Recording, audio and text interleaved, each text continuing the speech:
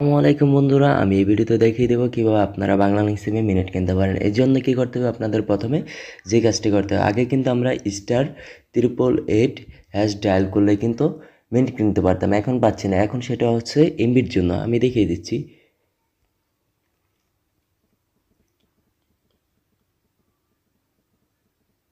এই যে দেখতেই পাচ্ছেন যে এখন কিন্তু এটা এমবির জন্য প্রযোজ্য। তো আমরা কি করব, *121# ডায়াল করব। এখন যেটা নতুন নিয়মে *121#, এটা ডায়াল করার পরে আমরা কি পাবো একটু দেখতে পাচ্ছি, এখানে কিন্তু অনেক কিছু আছে। তো আমরা কি করব, 2 নম্বর অপশনটা মিনিট এসএমএস, এইটার ভিতরে একটা ক্লিক করব। 2 নম্বরের অপশনটা আমরা 2 নম্বর দিয়ে দিব।